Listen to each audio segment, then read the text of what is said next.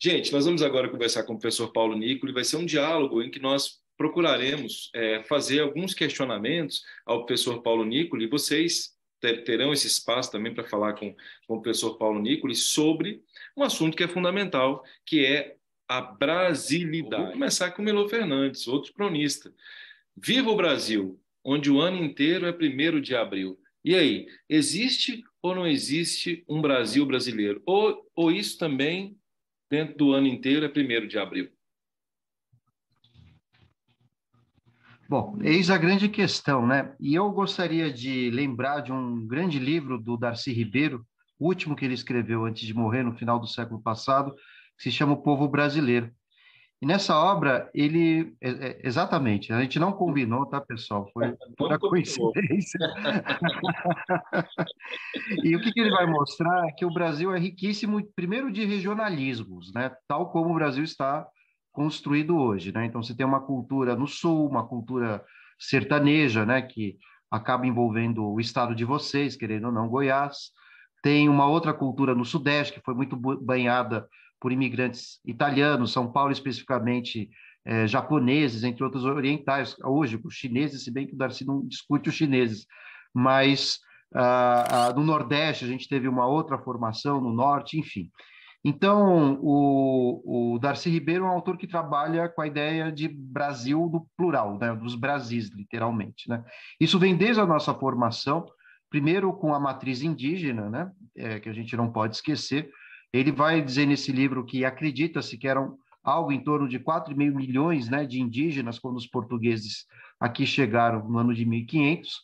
E, além disso, a gente tem várias matrizes étnicas africanas, que, como a gente bem sabe, eram, claro, diversas, essas matrizes, mas, ao mesmo tempo, elas foram dilaceradas pelo colonialismo, pelas senzalas, sendo que muitos desses povos não falavam a mesma língua, não tinham as mesmas crenças, e, apesar disso, dentro das senzalas, reconstituíram uma cultura, né? Seja através da linguagem, através das crenças, profundamente sincrética, né? Mas a matriz principal é da cultura iorubá, né? Africana. E, além disso, a gente tem as matrizes europeias. Primeiro, claro, aqui se sobressaiu a portuguesa, que foram nossos colonizadores, mas nós também tivemos o Nordeste, né? Em Recife, especificamente holandeses, franceses também, a gente não pode esquecer, antes dos portugueses, de fato, começarem a colonização no Brasil, a região do Rio de Janeiro, por exemplo, era tomada, né, pelos franceses, né? Era a famosa França Antártica, né? Era mais ou menos esse nome que era dado, né? Salvo engano, era esse. Bom, mas aí o que isso significa, né? O Darcy Ribeiro, nessa obra, O Povo Brasileiro, ele vai tentar mostrar para a gente que essa questão da brasilidade é uma invenção, né?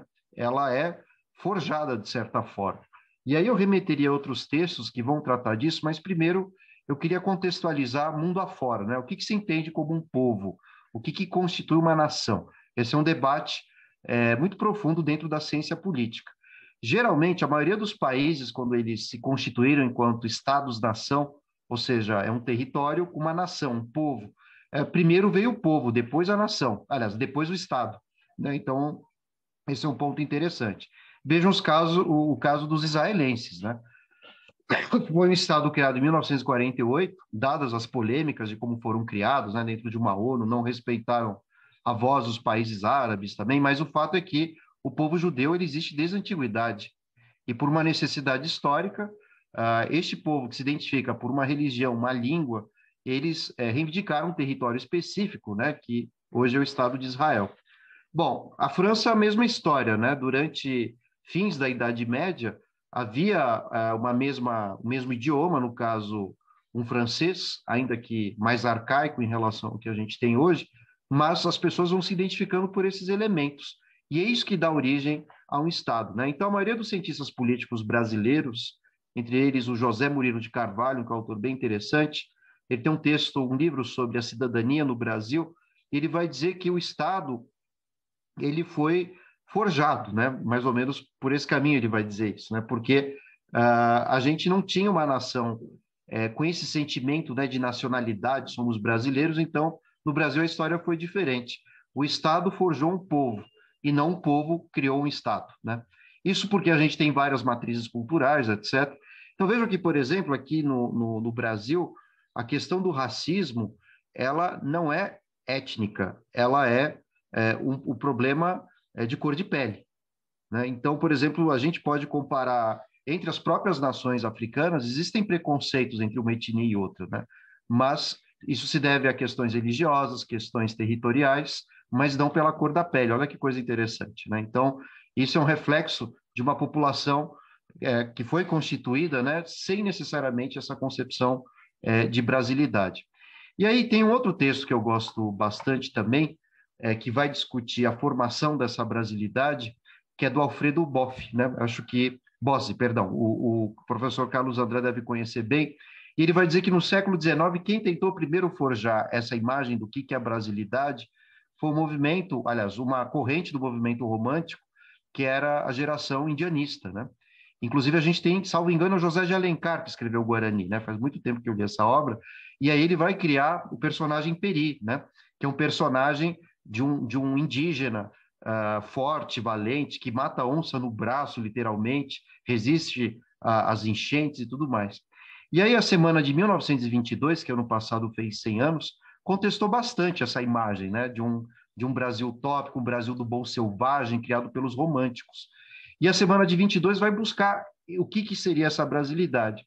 Então, desde Mário de Andrade, Oswald de Andrade, Anita Malfatti, enfim, entre outros personagens dessa geração de 22, eles vão criar uma noção de brasilidade que vai combinar elementos estéticos, né, que vieram fora do país, as correntes de vanguarda, né, o cubismo, o dadaísmo, o surrealismo, o futurismo também, e ao mesmo tempo eles vão combinar com a cultura popular, que foi muito importante também, né?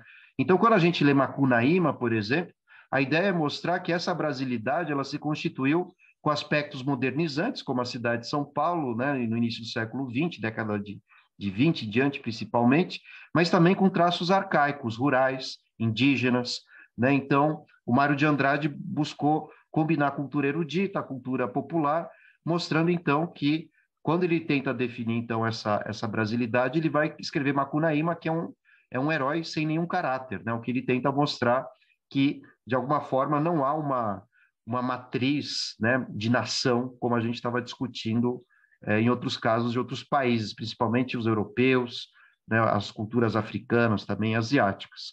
O Oswald de Andrade, por sua vez, quando escreveu o Manifesto Antropofágico, ele tentava mostrar que nós somos uma miscelânea, né, uma grande mistura de elementos culturais. Né? Então, houve a predominância, né, de certa forma, dessa geração de 22, que inclusive ressoa no Sérgio Buarque de Holanda, que era muito menino, participou com 16 anos da Semana de 22, ninguém lembra disso quase, né? Mas ele participou muito timidamente, também era um jovem, ainda adolescente, e isso influenciou muito o pensamento dele. Quando ele escreve Raízes do Brasil, ele tenta mostrar confluências culturais, portuguesas, africanas, indígenas e tudo mais.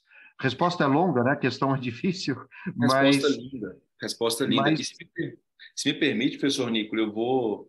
A sua resposta é tão profunda, tão extraordinária, que eu fico aqui vibrando, assim. Particularmente, é muita informação interessante, e se me permite, eu vou fazer algumas observações para os colegas daquilo que, de maneira tão profunda, o professor Nicola falou. Eu sempre ouvindo o professor Nicola na Casa de Saber, né, sempre admirando o professor Nicola no YouTube. Estava aqui pensando agora, enquanto estava falando, professor Nicoli, como para nós é uma honra tê-lo aqui junto conosco. É muita honra mesmo. Veja, eu vou fazer então, dentro do que o professor Nicoli falou, algumas coisas importantes para a sua redação. Veja só. Primeiro, ele fez citação de autoridade, vocês perceberam, não foi? Quem que ele citou? Vamos colocar alguns intelectuais que você pode aí anotar e ter que ler. Tem que ler. Ele citou na literatura, vamos pensar na literatura, citou um dos maiores críticos literários que já houve na história desse país, que se chama Alfredo Bose, que era filólogo, que era filósofo e que foi talvez o maior de todos nós mestres. Eu não tive a honra de conhecer Alfredo Bose, foi professor da Universidade de São Paulo, mas eu tive aula com um aluno do Alfredo Bose, o professor Agnaldo, foi meu professor no mestrado e trouxe coisas extraordinárias do professor Alfredo Bose, que era um grande entusiasta da literatura. Mas veja, numa literatura antropológica, quer dizer, estudar a literatura crítica, né? Crítica com esse critério que o professor Nicoli colocou.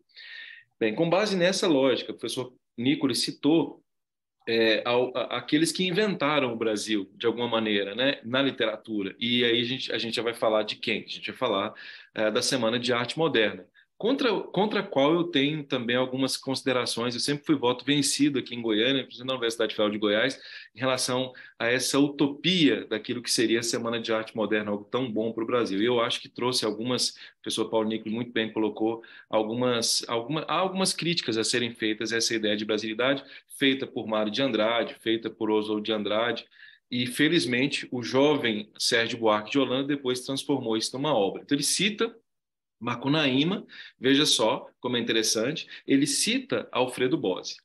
Na perspectiva social, se eu estiver equivocado, me perdoe, professor Nicolo, mas a perspectiva, digamos assim, da ciência política, ele traz conceitos muito importantes, o conceito de povo e o conceito de Estado. É bom lembrar que, quando se fala no conceito de povo e no conceito de Estado, o conceito de Estado tem uma relação direta com o direito, né? Porque o Estado, essa ideia de Estado que nós temos hoje, o Estado moderno, nasce com a Revolução Francesa, nasce principalmente com esse ideário de uma instituição, digamos assim, democrática. É claro que a ideia de Estado nasce antes, mas a ideia de Estado para o direito, efetivamente, para o mundo jurídico, nasce nessa concepção de respeito à lei, digamos assim, né? O império da lei. Não há Estado para alguns intelectuais do mundo jurídico, por exemplo, os administrativistas, por exemplo, se não existe o império da lei. Não era Estado, é uma tirania estatal. E ele, o professor Nicoli traz isso. Ele traz também a ideia de nação.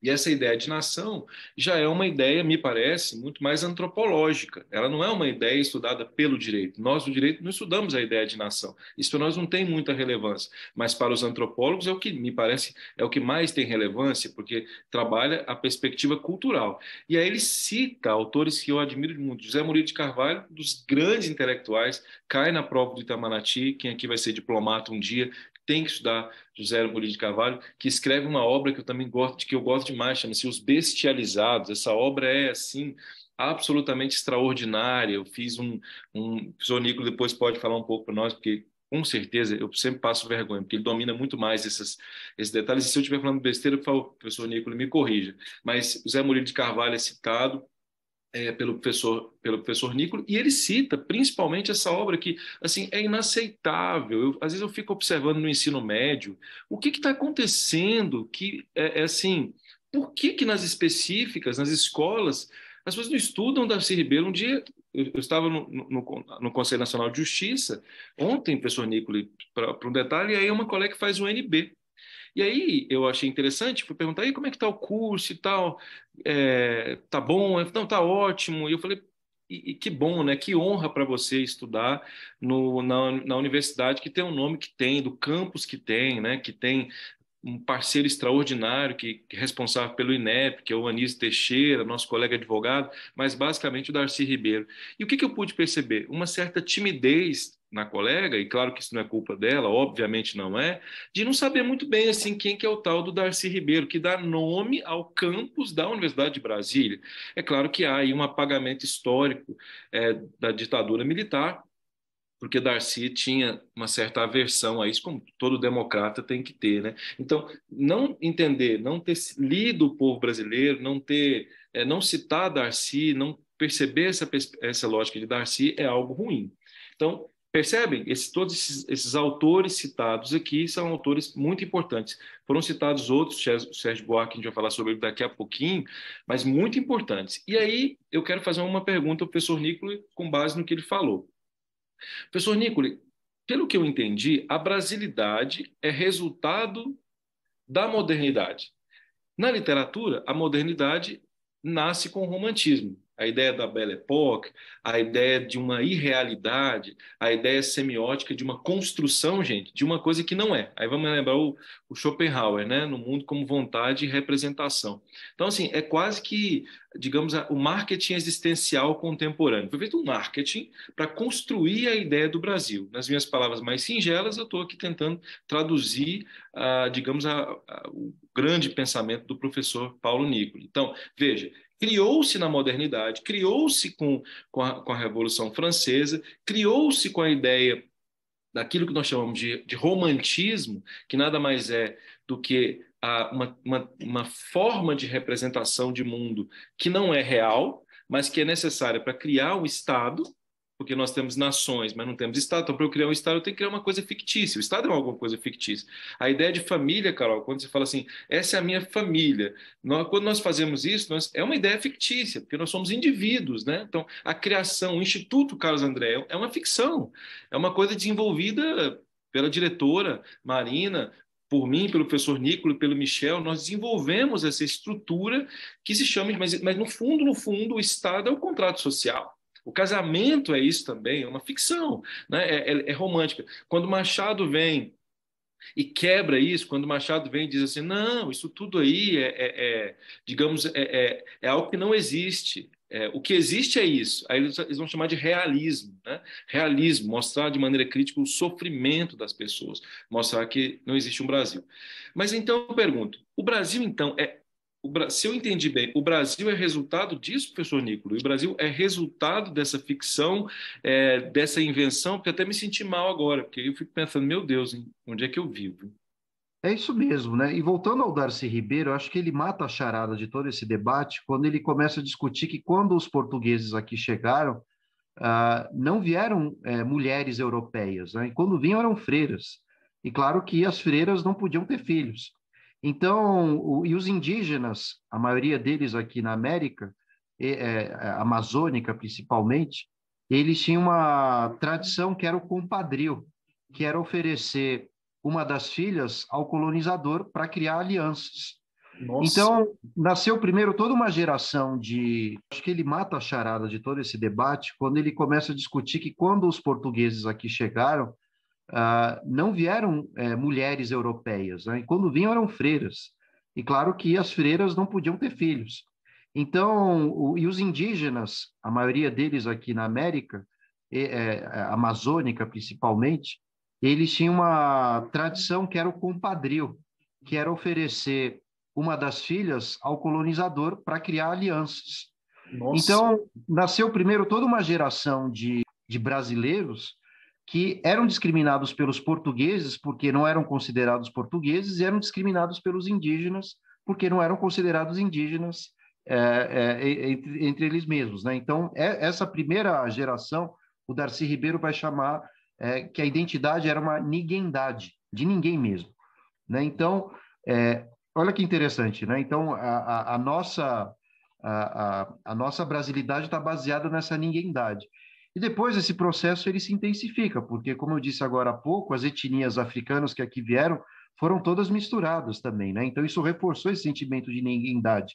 Então, descendentes de colonizadores, enfim, população africana também, essa mistura entre indígenas e portugueses, depois africanos, permitiu que diferentes culturas pudessem dialogar entre si.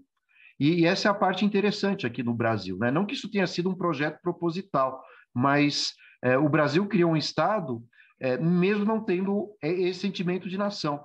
Então, se a gente anda aqui por São Paulo, né, você vê como a colônia nipônica ela se dá muito bem com os ocidentais, enfim. Então, isso faz parte da brasilidade, né? Ou seja, como as primeiras gerações de brasileiros não se sentiam nem europeus, nem mais indígenas e nem mais africanos, né? Isso foi criando a possibilidade de convívio e contato entre esses povos. Claro que o Darcy Ribeiro não está dizendo que isso tenha sido a mil maravilhas, né? Foi um processo violento também, de imposição da cultura portuguesa sobre a africana, indígena, mas essas gerações que foram nascendo e se perpetuando, elas não têm esse sentimento originário dos povos, né, de onde vieram. E isso fez com que a gente conseguisse combinar tantas culturas ao mesmo tempo. Então, essa é a marca da brasilidade, segundo o Darcy. E lembrando que a noção de Estado-nação, só Tá voltando a bom. ela, ela envolve alguns elementos, né? Então, primeiro, um território. Por exemplo, vocês já devem ter ouvido falar dos curdos, né? Sempre cai em vestibular. É um povo que fica um pequeno pedaço do Iraque, na Turquia. Eles são uma nação sem Estado e são massacrados por vários Estados-nação, né? Que não querem a independência deles. Os palestinos, eles são uma nação que não tem Estado, né? Olha que interessante. Anos atrás, né, a Irlanda do Norte ela queria se separar, né, do resto do Reino Unido, mas o que caracterizava esse grupo, essa sociedade, era a religiosidade, no caso, né? Então, o Estado-nação se caracteriza por compartilhar um território, uma língua, uma religião, certos traços culturais, certos trejeitos. E o Brasil é um país tão grande que, no final das contas, essa é uma das conclusões do Darcy Ribeiro, o que a gente tem são regionalismos, né? Porque há áreas em que houve mais influência, de repente, de europeus, outras que têm uma combinação mais forte de indígenas com outros povos europeus ou de outras regiões de Portugal também, né? Então, isso permitiu a variação, inclusive, do sotaque, das várias formas como a gente fala aqui, né? No Rio de Janeiro, uma presença maior portuguesa, né? Por isso que eles falam com aquele sotaque. Aqui o pessoal de São Paulo não gosta muito, o pessoal do Rio de Janeiro não gosta do nosso sotaque, porque ele é muito influenciado pelos italianos, né? A gente não fala tia, né? A gente fala tia por uma influência italiana. Então, essa é a riqueza da cultura brasileira, né? Nesse sentido, a gente tem que analisar que essa brasilidade, ela é diversa, né? Não existe o povo brasileiro, existem os povos brasileiros, né? Literalmente. Nossa, genial. Então, talvez esse fosse o conceito de brasilidade nessa percepção, né? A brasilidade é formada pelos regionalismos culturais, é isso. Na visão do Darcy Ribeiro, sim, né? Uhum. Agora, é interessante que também o Sérgio Buarque de Holanda, em Raízes do Brasil, ele vai mostrar que o projeto, né, de construção de uma nação no Brasil, ele deu certo apesar da colonização, né, e apesar de que os portugueses não tinham esse propósito. Antes de entrar no Sérgio Buarque, me permite? Vou fazer uma pergunta, uma provocação aqui. E esse aqui, antes de entrar no Sérgio Buarque? Ele fala que existe uma brasilidade em Casa Grande Senzala, e ele traz alguns quadros, por exemplo, no livro, né? Não ele, mas o livro é colocado nessa obra que eu tenho aqui, por exemplo, O Jantar, do Depré, que trata essa boa relação. E antes de entrar no Sérgio Buarque, eu queria provocar. Eu acho assim, outro dia eu vi um colega falando uma coisa muito interessante. Pô, mas está havendo um racismo reverso. Eu não vou entrar nesse mérito nesse momento, que eu sei que lá em Sérgio Buarque, o professor Nicola vai discutir isso antes. Mas por que o Gilberto Freire teve essa ideia? E a gente está falando de Gilberto Freire, um autor do século XIX, que pensou o Brasil, um dos pensadores, né? Com base nessa obra aqui do professor Fernando Henrique Cardoso, nem sei, não verifiquei com o professor Paulo que ele pensou sobre isso, mas está aqui o professor Fernando Henrique Cardoso, não o presidente Fernando Henrique Cardoso, que ele disse assim: esqueçam o que eu falei, esqueçam o que eu escrevi. Estou provocando aqui. E aí ele vem e traz o Gilberto Freire. Antes de entrar no século XX, por que no século XIX havia essa ideia de boa relação? Porque o colega que me disse assim, não, hoje em dia o pessoal é preto, fica com esse negócio de todo mundo é igual, né? Todo mundo é igual, não é essa diferença, não. Todo mundo é bem tratado, né? Não é essa diferença. As pessoas que são pretas no Brasil, por exemplo, negras, elas têm os mesmos direitos que todo mundo. Bem, isso será que é por influência do Gilberto Freire, essa ideia de nação que nós temos hoje, assim, eu diria talvez um pouco equivocada, seja em razão dessa influência do Gilberto Freire, antes de entrar no... Que nação é essa que acha que um povo escravizado tem os mesmos direitos? Então, essa foi uma construção que o Gilberto Freire fez em 1933, quando publicou Casa Grande Senzala. Só que é importante a gente lembrar que ele é um autor que foi influenciado por um antropólogo de origem polonesa, mas que dava aula nos Estados Unidos, chamado Franz Boas. E o Franz Boas, ele defendia muito, e passou isso para o Gilberto Freire, o chamado relativismo cultural, que é um tema que, de vez em quando, a gente discute por aqui, né? E o relativismo cultural ele se caracteriza por não fazer a crítica à sociedade que estuda, ou seja, é uma análise muito descritiva, mas que evita ao máximo elaborar qualquer forma de crítica, né? Tanto é que outra aluna, né, do Franz Boas era Ruth Benedict, que escreveu um livro sobre o Japão chamado Crisântemo e a Espada, salvo engano, na década de 40, logo após a Segunda Guerra Mundial, e ela vai analisar toda a cultura japonesa sem nunca ter feito uma crítica sequer ao expansionismo japonês, à Segunda Guerra Mundial. Então, o Gilberto Freire herdou o relativismo cultural e o que ele vai fazer? A proposta dele é estudar o Brasil colonial, principalmente o Brasil nordestino. Nesse sentido, ele busca uma visão regionalista e ele avançou em vários elementos. Foi o primeiro, um dos pioneiros no mundo a fazer uma análise da vida privada, vai descrever a vida sexual, vai descrever a alimentação, as vestimentas, hábitos e costumes, né? Coisa que na Europa só começou na década de 60, de fato, com a Escola dos Anais, na França. Enfim, o Gilberto Freire vai ser o primeiro grande intelectual a escrever de acordo com o regionalismo nordestino, né? Uma obra muito interessante de ser lida, ou seja, ele não escreve o senhor de terras, ele vai escrever o senhor.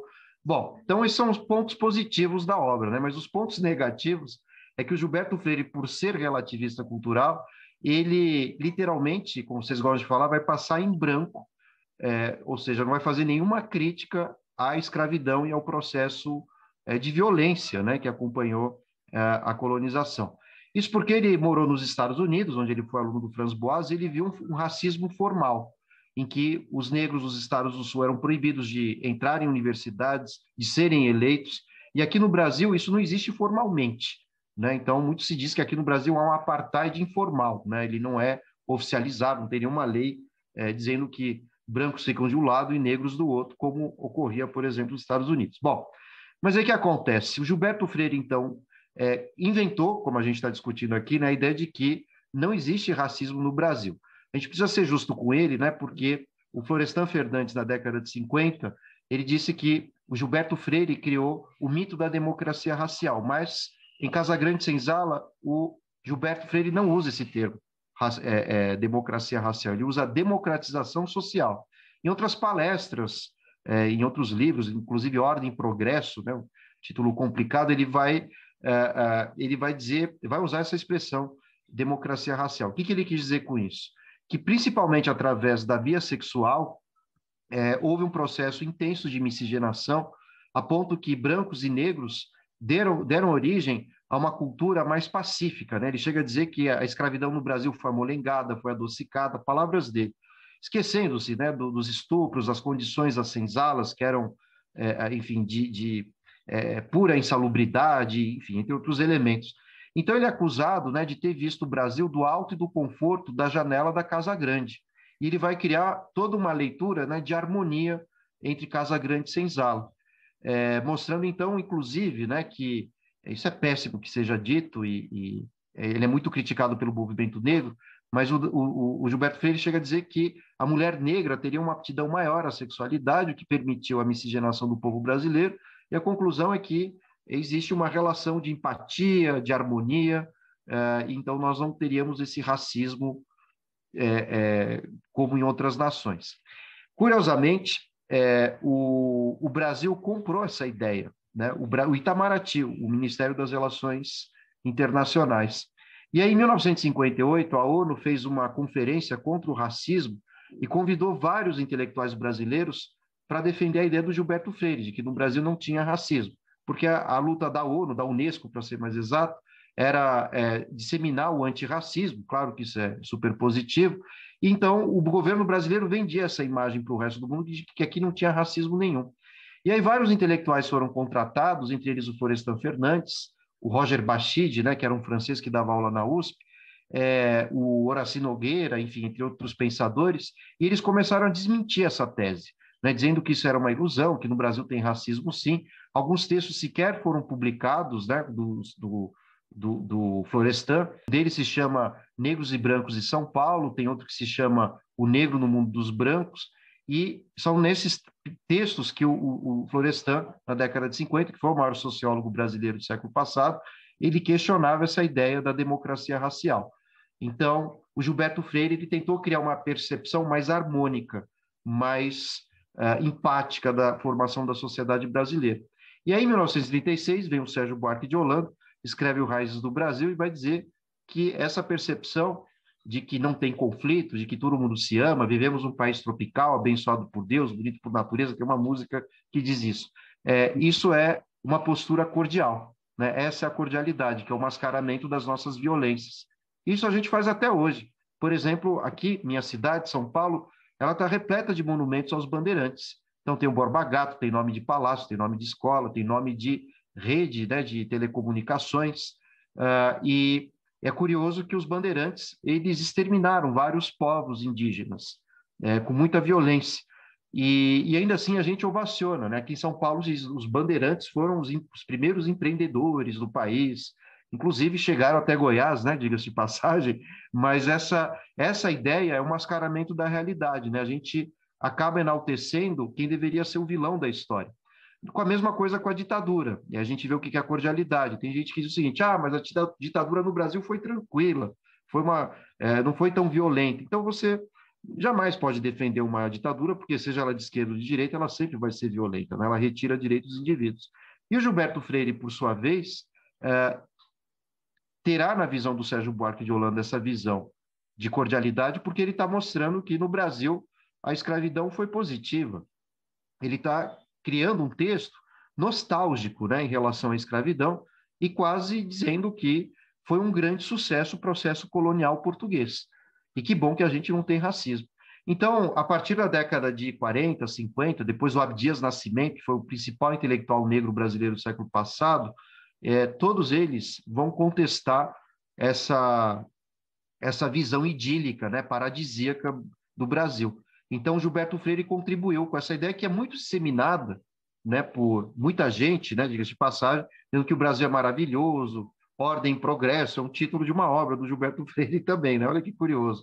E mesmo na eleição do ano passado, né, dadas as devidas polêmicas, não quero entrar nelas, mas a gente via muito disso, né? O espírito do verde e amarelo, amo o meu país, né, não tem conflito, então é um país que foi abençoado por Deus, enfim, Deus em primeiro lugar, depois a pátria, vocês se lembram desse discurso. Então, tudo isso é reflexo do pensamento de Gilberto Freire. Diga-se de passagem, o Gilberto Freire ele frequentava muito a Escola Superior de Guerra, né, que é o lugar de formação da intelectualidade dos militares e de parte do empresariado brasileiro. Né? O IPES, IBAD, era um grupo da década de 50, 60, 70, antes e depois da ditadura. Então, as nossas elites defendem essa ideia, né, de que o Brasil é um país harmônico, não tem conflito, mas claro que tem muitos conflitos. A gente já estudou isso em várias aulas diferentes, quem nos acompanha aqui, desde a questão do racismo estrutural, né, a própria questão da cordialidade, assim como a gente também mexeu em vários dados, tanto estatísticos, tanto também conceitos, né, mais filosóficos, sociológicos, mostrando que vários intelectuais mostram que o Brasil é um país que coloca a violência debaixo do tapete. A gente diz que não temos uma guerra, não temos uma violência generalizada, mas isso é mascarado exatamente por esse falso discurso. Mas bastaria a gente ver que no Brasil morrem muito mais negros durante o ano do que, por exemplo, conflitos na Palestina e praticamente um número idêntico à guerra da Ucrânia. Né? Olha que coisa gritante, né? Então, a gente finge que não há uma guerra, mas existe um conflito muito forte entre, não vou dizer brancos e negros, mas entre segmentos brancos com poder institucional, seja a polícia, enfim, certos magistrados também impõem penas mais pesadas, né, à população negra em relação à branca. Então, existe uma avalanche de estudos que acabam mostrando que existe um racismo brasileiro. E essa é a crítica que se faz ao Gilberto Freire, né, de que ele criou uma visão paradisíaca do Brasil. Excelente exposição, excelente, como sempre. Eu não consigo, professor Nicola, imaginar, até outro dia alguém me disse, falando sobre níveis de percepção, até os colegas do desenvolvimento social, né, desenvolvimento pessoal, da psicologia, alguns da psicanálise costumam dizer que há esses níveis de consciência, digamos assim, né, naquela pirâmide de Maslow, etc, etc. Mas eu não consigo imaginar a não percepção dessas coisas sobre as quais nós estamos falando, e alguém, digamos assim, ter uma boa vida, né? Uma boa vida, sem refletir sobre essas coisas, porque essas coisas estão aí. Essas coisas estão aí e elas não, de alguma maneira, não são vistas. E não sendo vistas, esses problemas só aumentam, né?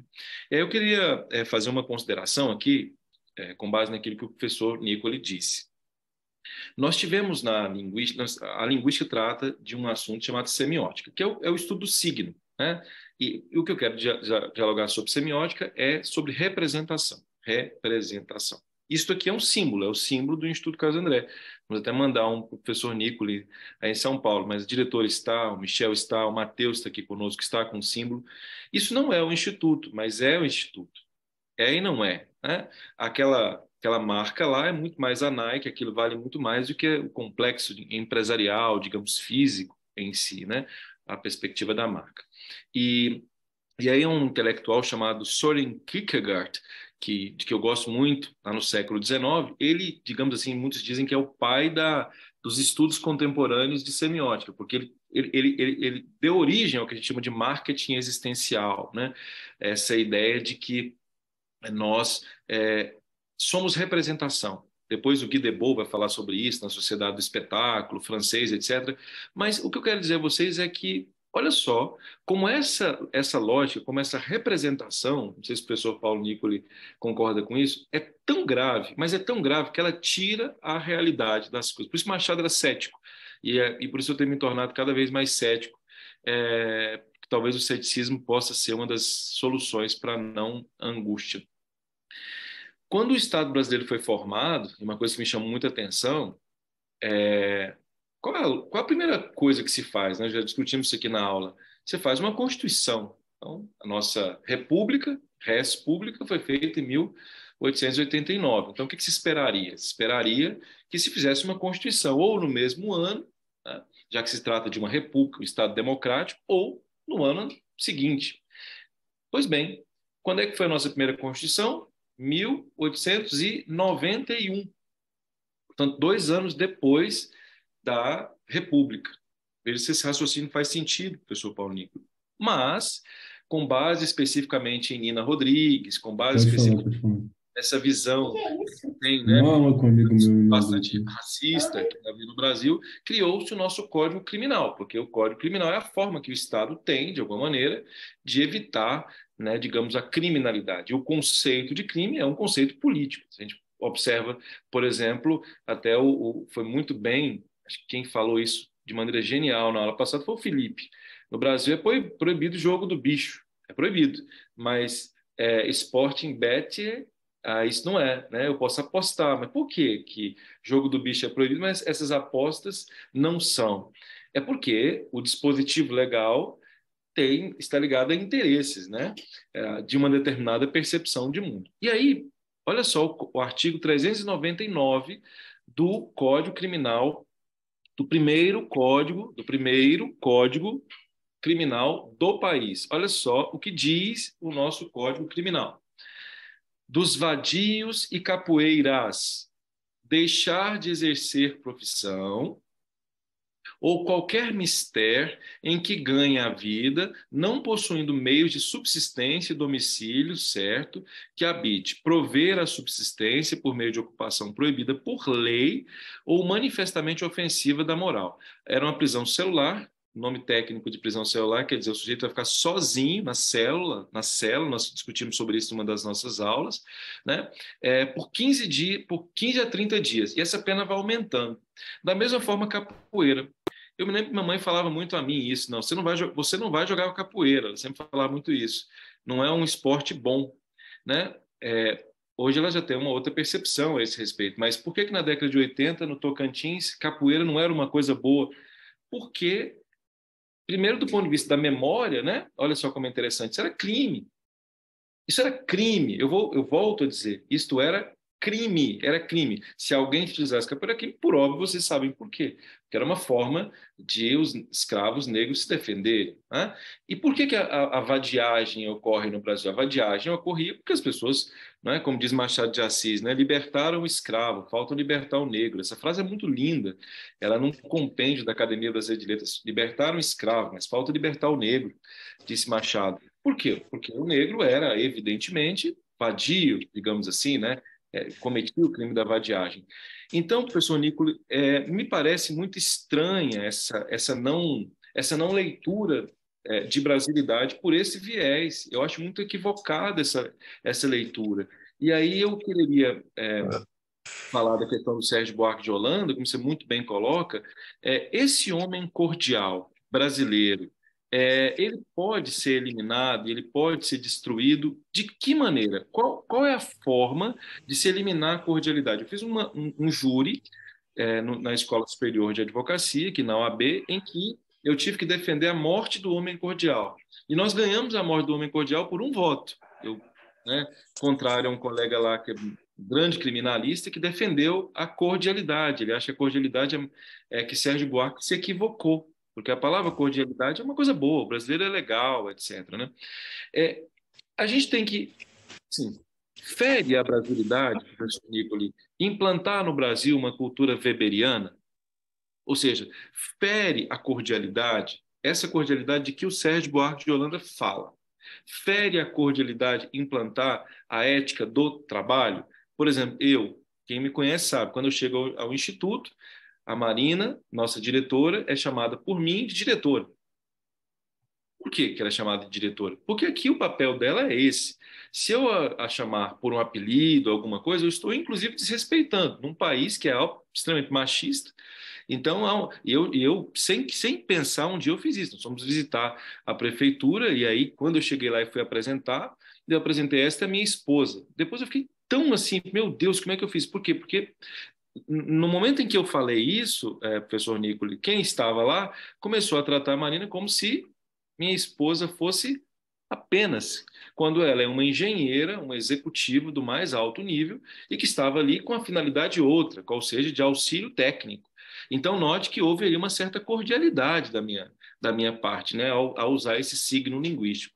Então, será que, e aí eu fui refletir sobre isso, será que falta isso? Falta a ética do trabalho? É preciso implantar Weber aqui ou não? Ou a gente continua com a nossa cordialidade e vai dar tudo certo? Não sei se eu fui claro, mas essa é a pergunta.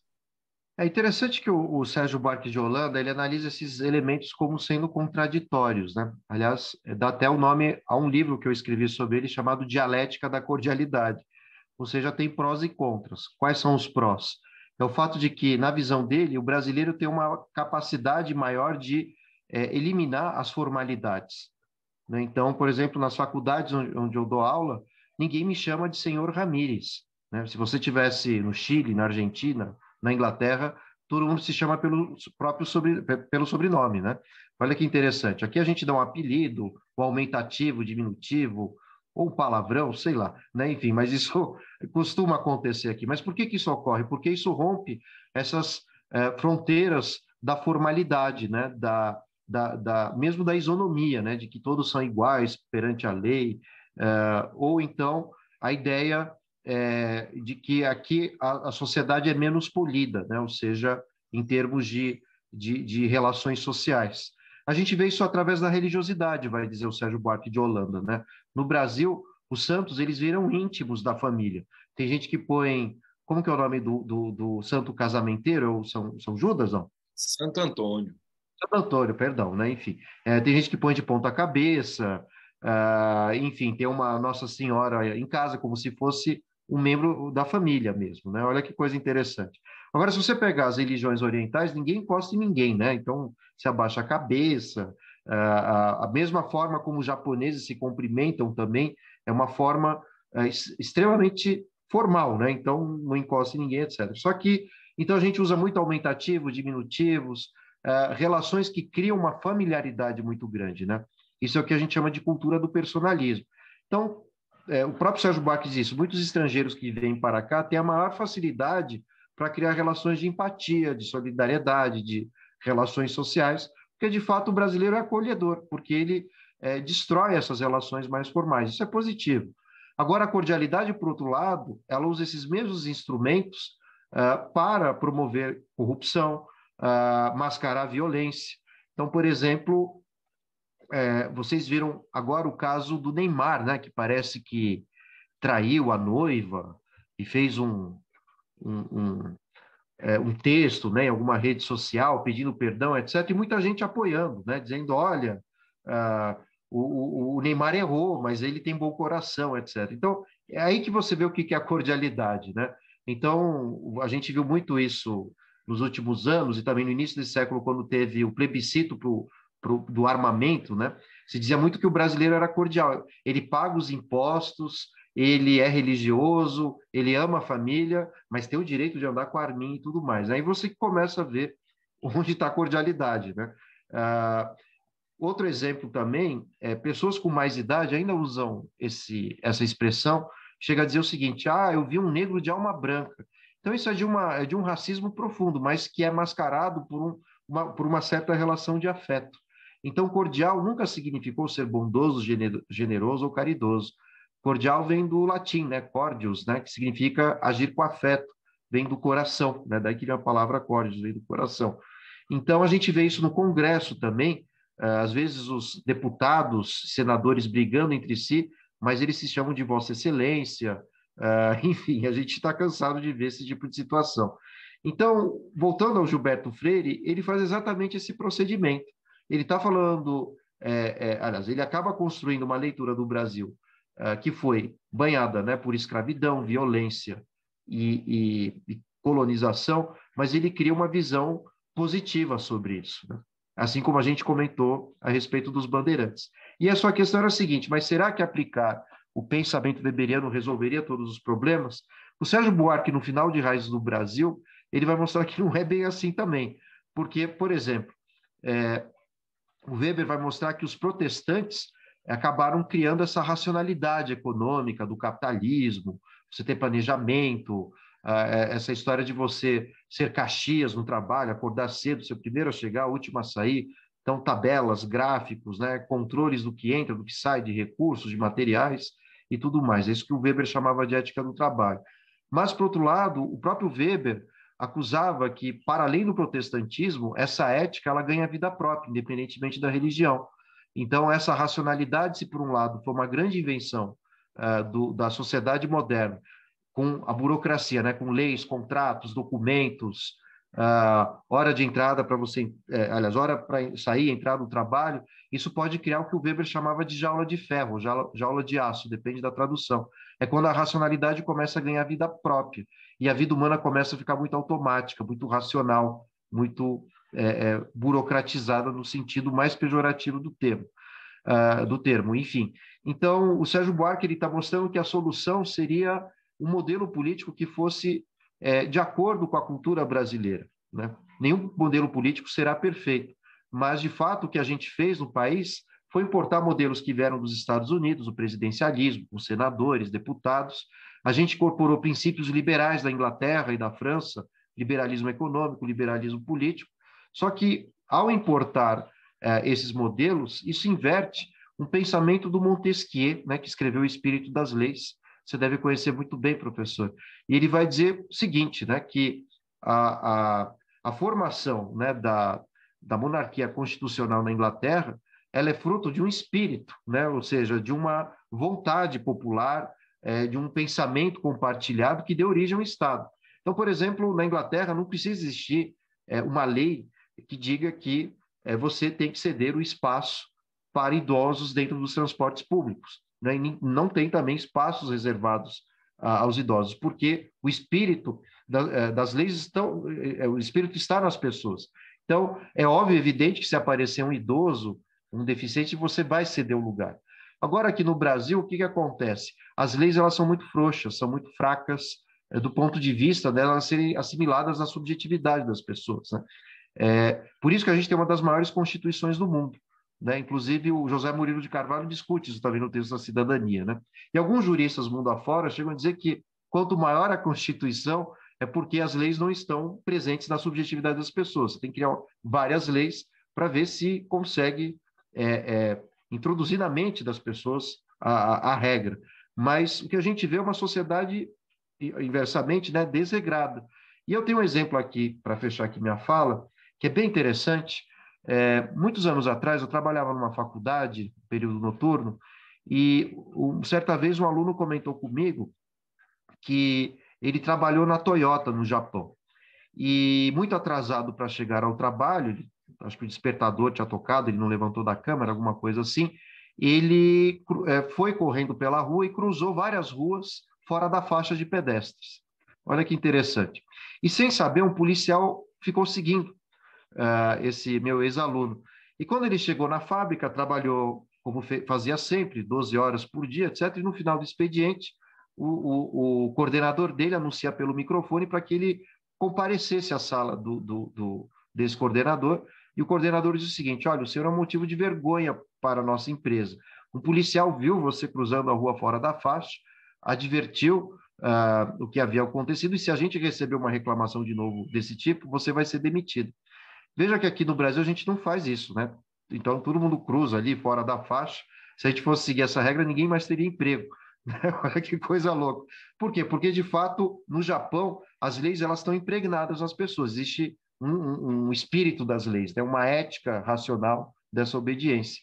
E aqui a gente foge dessa história. Então, não tem necessariamente uma saída absoluta e benéfica, né? Porque o excesso de racionalização também ela pode compelir a nossa liberdade, a nossa criatividade e as relações espontâneas sociais, que aqui tem muito no Brasil. Mas, por outro lado, um mundo com leis muito fracas geram processos em que a violência é mascarada, normatizada.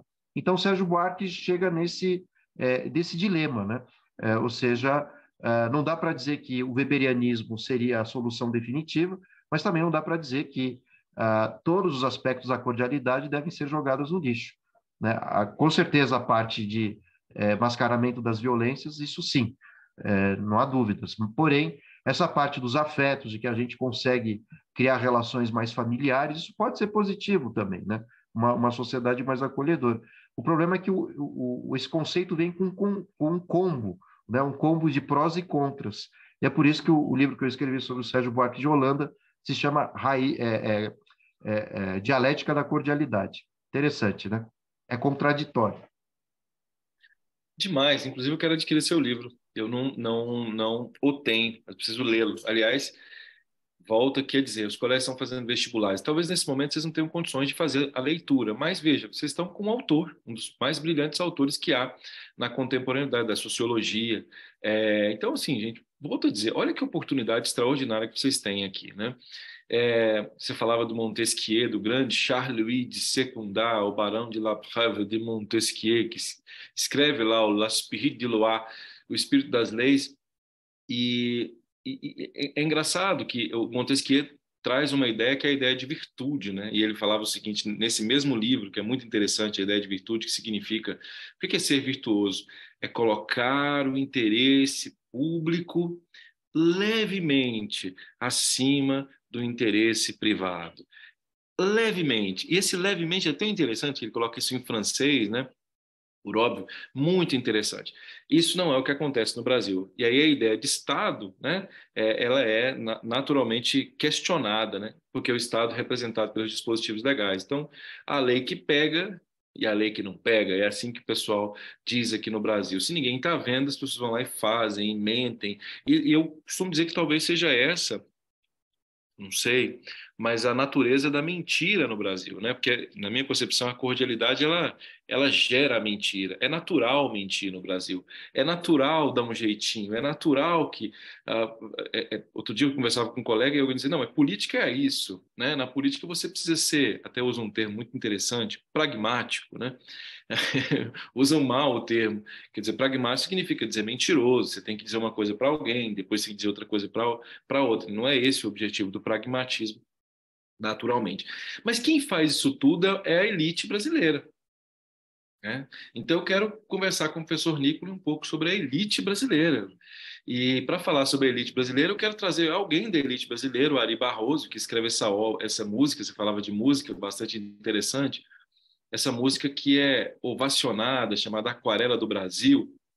Eu não vou cantar, porque vou passar vergonha, mas seria mais assim: Brasil, meu Brasil, brasileiro. Olha o que ele disse: meu mulato insoneiro. E ninguém para olhar o que significa esse adjetivo insoneiro, né? Que está ligado à ideia de zona, né? É alguém que faz coisa errada, né? É alguém que é malandro, é alguém que faz coisas equivocadas, e isso cantado, digamos assim, romanticamente.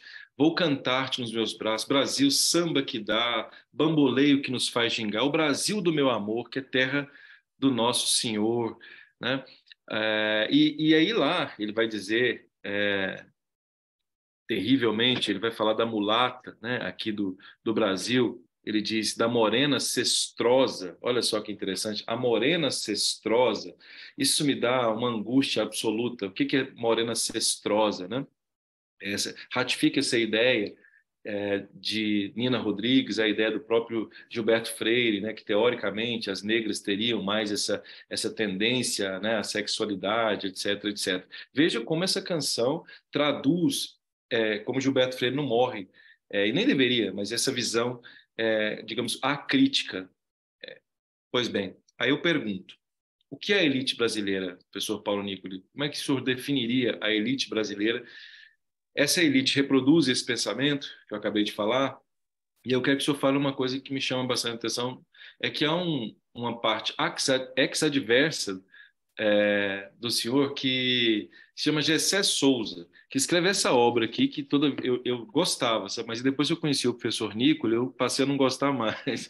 Ele me influenciou a não gostar, mas pelo menos eu já tinha lido. E aí, então, talvez se ele falasse antes, eu leria com outros olhos. Eu li achando o máximo. Depois que ele conhecia o professor Nicola, eu comecei a ficar um pouco envergonhado dessa minha percepção.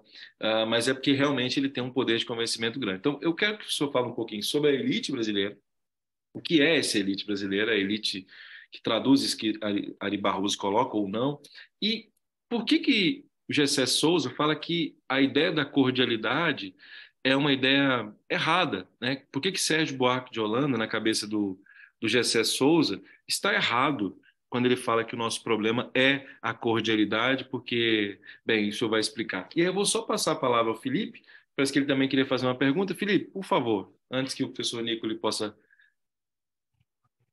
Ô, professor, aproveitando esse tópico que o senhor falou sobre a elite brasileira, eu também gostaria que o professor Paulo Nicoli me tirasse uma dúvida, porque desde que eu comecei a estudar mesmo a fundo a história do Brasil, eu nunca consegui compreender e eu nunca consegui, é sério, eu nunca consegui aceitar o fato de que no Brasil existe um sentimento de nacionalidade. Porque, ao meu ver, no meu ponto de vista, na história do Brasil, a elite brasileira, que sempre esteve no governo, nunca se viu como brasileiro. E pode até se ver como brasileiro, mas como um tipo de brasileiro superior, porque é claramente nítido que em todos os anos de república, em todos os anos de Império Brasileiro, parece que o governo sempre lutou contra os próprios brasileiros, sempre tentou matar todos os brasileiros. E isso eu não consigo enxergar uma nacionalidade na elite brasileira. Professor Paulo Nicoli. Vamos lá, né? Bom, primeiro, começando, para não me perder, a questão de que, aliás, sobre as nossas elites, né? E eu queria começar falando um pouco de um texto do Roberto da Mata, né, que se chama Carnavais, Heróis e Malandros. E ele é um intelectual que teve a oportunidade de morar tanto nos Estados Unidos quanto na Inglaterra. E o Roberto da Mata ele vai descrever que quando dois ingleses ou americanos discutem por qualquer motivo, geralmente um diz para o outro o seguinte, né? Quem é você para falar assim comigo, né? Quem você pensa que é? Isso porque, na visão deles, as leis os põem no mesmo pé de igualdade, então ninguém pode tirar vantagem um do outro, né? Então, quem é você para falar assim comigo?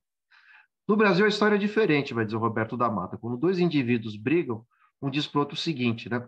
Você sabe com quem você está falando? E se ele tem poder, e se ele é da elite, pior ainda. Então, várias vezes vocês já devem ter visto casos de racismos, né, em que a pessoa que às vezes é conduzida à delegacia ou de repente chega um policial, ela diz: eu sou esposa, eu sou juíza, eu sou um juiz. Vocês devem se lembrar do caso de um desembargador durante a pandemia na cidade de Santos que rasgou uma multa na frente de um guarda civil, né, xingando, etc., exatamente demonstrando isso. Né? Você sabe com quem você está falando? Então, o grande problema das nossas elites, acho que todos os intelectuais brasileiros vão concordar com isso, mesmo o Gessé. Claro que o Gessé é um autor importantíssimo, tem algumas restrições, mas não tudo em relação ao que ele diz, mas principalmente a questão da cordialidade. Enfim, todos eles vão dizer que o grande problema das nossas elites é que elas confundem direitos com privilégios. É um direito que todos nós tenhamos acesso a uma educação de qualidade, saneamento básico, acesso à saúde. Mas o que acontece? Mesmo andar de avião, seja lá o que for, né? Mas o fato é que essas elites transformaram direitos em privilégios e, por sua vez, acabaram marginalizando o resto da população ao acesso desses benefícios. Anos atrás, não sei se vocês se lembram disso, as passagens aéreas eram mais baratas e o poder aquisitivo dos mais pobres havia subido um pouco. E vira e mexe vira e mexia, né? Aparecia um vídeo na internet, na TV, pessoas de elite dizendo: nossa, o aeroporto está parecendo rodoviária, né? Olha essa gente andando por aqui, porque eram pessoas negras, pessoas de origem mais humilde, então isso gerava a ideia de que andar de avião era um privilégio e não um direito. Bom, empregada doméstica ainda Disney, desculpe, eu não resisti. Inclusive o último ministro da Economia, né, que era o Paulo Guedes, numa entrevista coletiva, disse o seguinte: não, a empregada doméstica não tem que ir para a Disney, né? É melhor que ela viaje pelo Brasil, etc. e tal. Ela tem direito, se ganha o seu salário, ela pode fazer o que quiser, cada um tem livre-arbítrio e faça o que bem entenda, né? Bom, mas aí, voltando à questão que o Felipe colocou para a gente, essa ideia de que a nossa elite ela não se sente muito brasileira é porque isso vem de encontro um pouco com a análise que o Sérgio Buarque de Holanda faz, porque as nossas elites, historicamente, formaram os seus filhos fora do país. Então, eles foram incorporando princípios liberais, enfim, até hoje se faz muito disso, né? Mas durante a escravidão, a maioria dos latifundiários mandava os filhos estudarem fora do Brasil, né? Principalmente em Portugal, em Coimbra, e o Machado de Assis, que o professor Carlos André conhece muito bem, na obra Memórias Póstumas, o personagem ele foi estudar em Coimbra, né? E quando ele se forma, ele diz o seguinte, né? Eu sou tão preguiçoso, algo assim, né? Eu sou tão né, que se eu conseguir me formar sem levar a sério a faculdade, qualquer um consegue. E aí o Sérgio Buarque resgata um pouco dessa ideia, dizendo que a gente tem uma sociedade muito baseada nos bacharéis, né? Ou seja, você tem que ter o diploma, mas é só o diploma, se você não tem o conhecimento, né? O de causa específico. Eu dou aula, enfim, em alguns lugares também que a gente vê muito disso, né? Tem um pessoal com um amplo poder aquisitivo, mas não aproveita os excelentes professores que tem, as estruturas que a faculdade oferece, enfim, é mais pelo status, né? Bom, mas esse problema que o Felipe destacou continua até hoje. Por exemplo, o dono das Americanas, né, o Lehman, né, salvo engano, ele não mora no Brasil, né? Então você vê vários empresários que têm a casa em Miami, enfim, porque falta essa percepção de deixar o dinheiro dentro do país, né? Geralmente o que a gente tem é uma evasão de divisas, curiosamente, né? Mas isso é fruto do que, agora sim, falando do Gessé, ele vai chamar de moral do vira-lata, no final das contas, né? Que é uma ideia que veio do escritor, o Nelson Rodrigues, né? Que usava essa expressão moral. Você quer falar, professor? Não, você falou do Nelson Rodrigues, um dos maiores dramaturgos que o Brasil teve. Os meninos precisam ler Nelson Rodrigues. Extraordinário, mas é isso. Então, essa ideia de que a gente menospreza muito a nossa própria cultura, né? E tudo que vem de fora parece ser melhor. Só que o Nelson Rodrigues, embora ele tenha criado o termo, isso é fruto de um sentimento que há presente nas nossas elites de que tudo que vem do Brasil é ruim, né? Então, uma boa faculdade não está sempre fora do país. É só a gente entrar em algum shopping e procure um nome de alguma loja que esteja em português, né? Ou que tenha um sobrenome, Pereira da Silva, né? São sempre nomes estrangeiros, porque a gente acha que isso deixa mais bonito, de alguma forma, então isso não deixa de ser uma moral do vira-lata, que é uma certa percepção colonialista, né? E aí, respondendo mais uma vez ao professor Carlos André, segundo o Gessé de Souza, tanto na elite do atraso como também a tolice da inteligência brasileira, ele vai dizer que essa concepção de cordialidade, ela seria uma moral do vira-lata, ou seja, que as nossas formas, né, de interações sociais, esses afetos e tudo mais, seria uma forma de rebaixar a cultura brasileira em relação ao que seria uma cultura mais formal, ao estilo weberiano, como você estava destacando agora há pouco, em que as leis são superiores aos indivíduos. Então, Gessé ele começa a menosprezar toda a história da sociologia que interpreta o Brasil, desde Florestan, passando pelo Raimundo Faoro, pelo Sérgio Buarque, pelo Roberto da Mata, Florestan, etc., etc., dizendo que, no final das contas, não existe cordialidade no país, né? E, ao mesmo tempo que ele critica essa percepção, ele acaba reforçando a própria tese a qual ele critica, né? Porque ele vai dizer que no Brasil tem muito mandonismo, coronelismo, só que isso também são elementos que são resultantes da própria cordialidade. O coronel é uma figura violenta, mas ele é o painho, adorado às vezes, né? Então vejam que é sempre uma figura ambígua. Vocês já viram várias novelas, filmes, na literatura também, como o coronel, ele é essa figura carismática que oscila entre a violência e o afeto, né? Então, as nossas elites têm essa percepção, né, de que, enfim, de que eles são superiores de alguma forma, transformando direitos em privilégios, mas, ao mesmo tempo, o Gessé, voltando a ele vai dizer que existe essa moral do vira-lata aqui, né? E o problema que eu tenho com o Gessé é muito específico em relação ao conceito da cordialidade, porque ele vai dizer que isso foi uma invenção do Sérgio Buarque em 1936 para enganar a intelectualidade brasileira, mas convenhamos, em 1936 o Sérgio Buarque tinha mais ou menos uns 33, 34 anos, não era o Sérgio Buarque que a gente conhece hoje, é impossível um rapaz ainda jovem, né, ter uma bola de cristal e saber que no futuro a obra dele seria tão influente entre tantos intelectuais brasileiros, inclusive o Roberto da Mata, que a gente citou aqui. Então, o Gessé ele também forja uma crítica ao Sérgio Buarque, inclusive ao conceito de patrimonialismo, que ele vai dizer que esse conceito absurdo, que não, para quem não sabe, o patrimonialismo é uma combinação entre o público e o privado, e o Gessé, que é um grande leitor do Max Weber, ele vai dizer que esse conceito na obra do Weber só se aplicaria ao Oriente, onde tem califados, califas, sultões, etc. Só que sultão em árabe significa poder absoluto, né? E os sultões, vocês já viram filmes, desenhos animados, onde há sultões não há público e privado, tudo é do sultão. Então, podem ser os barcos, as ruas, cada casa, não existe propriedade privada. O sultão é um chefe absoluto. Então, o Gessé vai dizer que esse conceito de patrimonialismo só serviria para aquelas sociedades orientais. Só que o grande pecado do Gessé de Souza foi ter esquecido de um importante detalhe. A Península Ibérica, onde está Portugal, foi dominada pelos mouros, né, que são muçulmanos que, a partir do norte da África, invadiram a Península Ibérica até antes da formação de Portugal, ali na passagem do século XIII e XIV. Né? E quando os católicos que formaram Portugal tomaram parte da Península Ibérica e depois os espanhóis, mas voltando ao caso português, eles criaram um Estado português com a base de uma certa herança desses sultanatos. Então, por exemplo, quando Portugal foi criado enquanto Estado-nação, aliás, Portugal foi o primeiro Estado-nação do mundo, né, ocidental. Antes da Europa formar os Estados nacionais, Portugal criou isso primeiro. Era um Estado com uma cultura, com uma língua própria, com um sentimento de nacionalidade, um território, e foi o primeiro Estado a criar, aliás, foi o primeiro Estado absolutista da Europa.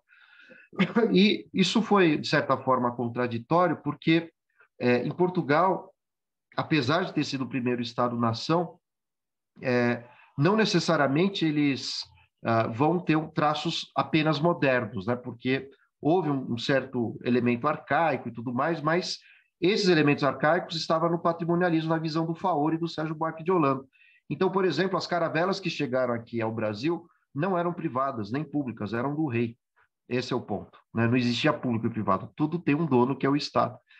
E as grandes elites, aliás, as elites rurais portuguesas, elas se matavam literalmente, não para ser o chefe de Estado, porque isso era impossível, né? O reinado era hereditário. Então, essas famílias, elas queriam fazer parte da burocracia do Estado, né? Dos conselhos, das empresas estatais, porque tudo era do Estado. Então, essa tradição foi trazida aqui para o Brasil. E aí onde eu quero chegar com essa história é que o Gessé de Souza esqueceu que o patrimonialismo brasileiro ele existe, claro, e ele tem uma herança árabe na Península Ibérica. E ele esqueceu disso totalmente. Ele vai dizer que a história do Brasil começa em 1500 e não haveria nenhuma ressignificação cultural da Europa, de Portugal, mas especificamente para o Brasil, né? Então essa é a polêmica em relação a ele, né? Ou seja, ele esqueceu de um detalhe muito importante. Ele ataca um conceito que é fundamental no pensamento brasileiro, que é o patrimonialismo, mas ele esquece exatamente das raízes do conceito que está nos sultões. Tanto é que o próprio Gilberto Freire, quando escreve Casa Grande Senzala, ele vai dizer que o tipo de domínio que existia nas fazendas lembrava, de um lado, o chamado pater familias, né? Você deve conhecer melhor que eu, vem do direito romano, que era a ideia de que dentro do domínio da propriedade, né, de cada senhor, de cada cidadão, quem manda lá dentro era o proprietário, né? Ou seja, ele castigava os escravos ou absolvia, mandava na família, mandava o que ia ser produzido, consumido, etc. Isso existia nos engenhos brasileiros. Esse é o grande ponto.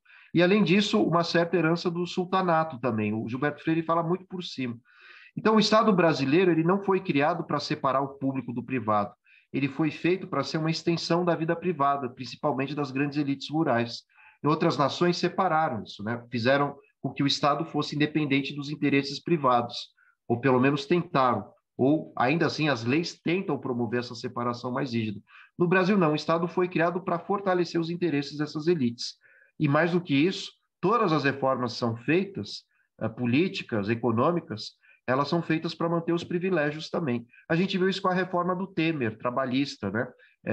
Salvo engano, em 2018, antes dele sair do poder, 17, 18, que se prometia fazer uma reforma na Previdência, porque isso geraria mais empregos, né? Então, as pessoas começaram a contribuir mais tempo para se aposentarem, o trabalho passou a ser mais flexível, né? Intermitente, né? O nome que o pessoal das áreas trabalhistas acabam empregando, mas esses empregos não apareceram, né? Não surgiram mais empregos, etc. Quem saiu mais privilegiado dessa situação foram as próprias elites. Então, essa é uma ideia que o Sérgio Buarque e o Faoro acabam mostrando. Por isso que existe na obra do Raimundo Faoro o título Os Donos do Poder. Esses são os donos do poder, né? Uma elite patrimonialista que sempre se beneficiou do Estado brasileiro. Essas mesmas elites hoje que reclamam que tem muito imposto, que o Estado está ajudando muitos pobres com bolsa aqui, bolsa acolá, são os que historicamente sempre foram os mais privilegiados pelo Estado, com anistias fiscais, terras que eram doadas a essas elites, né? Aqui em São Paulo, o Tarcísio, o governador, está vendendo a preço de banana terras que são do governo para grandes proprietários, sem cobrar o devido preço. Então, isso só serve para abastecer esses interesses privados. Então, o Brasil continua sendo um país patrimonialista. E aí vem a crítica ao Gessé, ou seja, não é um conceito para se jogar no lixo de patrimonialismo, porque ele não é uma simples confusão entre público e privado. Há toda uma questão histórica e cultural em que as elites se apropriam do Estado para manter privilégios. Era assim com a política de valorização do café, que começou com a República Velha, permaneceu com Vargas, em que o Estado comprava o café dos grandes agricultores a preços superiores ao valor de mercado internacional, para manter os lucros exorbitantes, né, dessas elites. Então, olha que absurdo, o Estado mantendo privilégios, ao invés de investir em hospital, escolas, etc. Então, o Estado existe para manter os privilégios das elites. Desculpa a resposta longa, mas era mais ou menos isso. Imagine. Isso é brasilidade.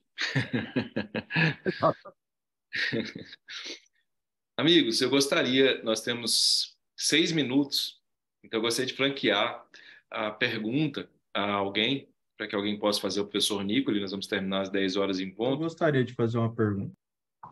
Felipe, meu caríssimo, por favor. Professor Paulo Nicoli, eu queria conseguir entender um pouco mais.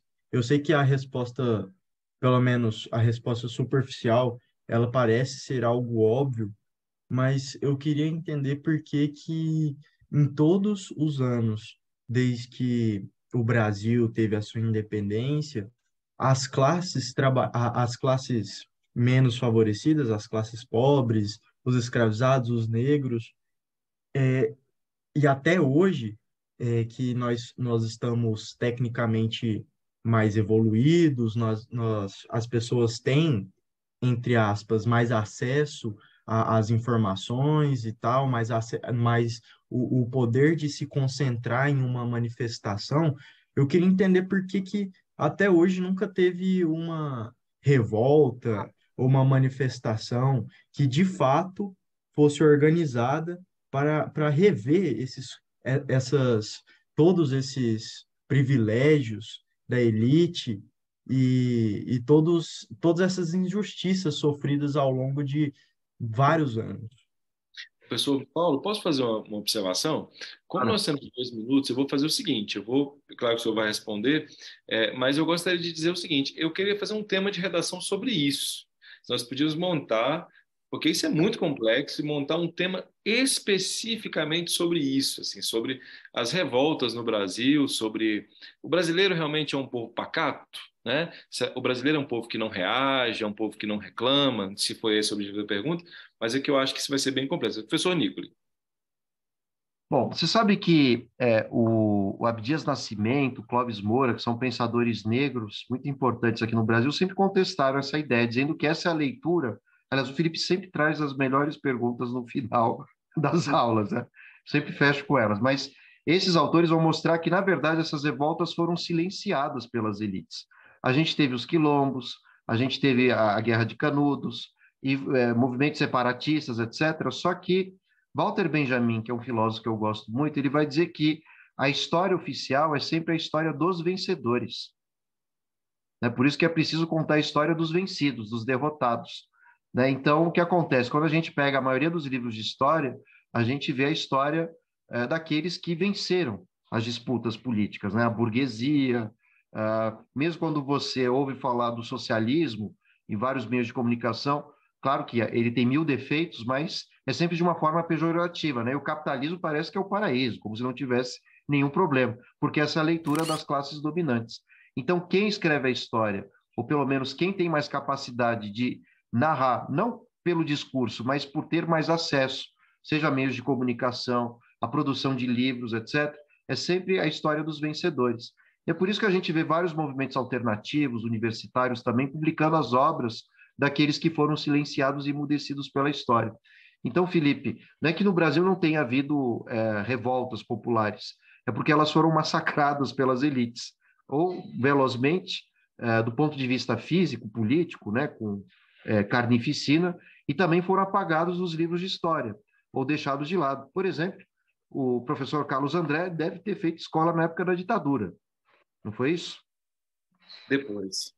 Um pouco depois, enfim, talvez, enfim, eu peguei Bem o depois. finalzinho, eu peguei o finalzinho da ditadura, mas quando a gente conversa com pessoas com 60, 50 anos, por exemplo, elas não estudaram a Guerra de Canudos na escola.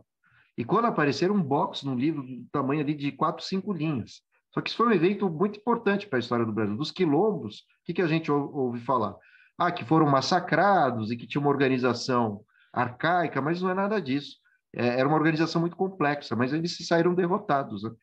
Então, acho que essa é a grande questão, Felipe. Não é que não tenha havido, é porque esses movimentos foram silenciados pela visão dos dominadores. E entre essas visões está a ideia da cordialidade. Aliás, a ideia de que existe democracia racial no Brasil. Então, não teve conflito nenhum, foram pouquíssimos escravos que fugiram. Isso é mentira, nenhum escravo estava feliz, né?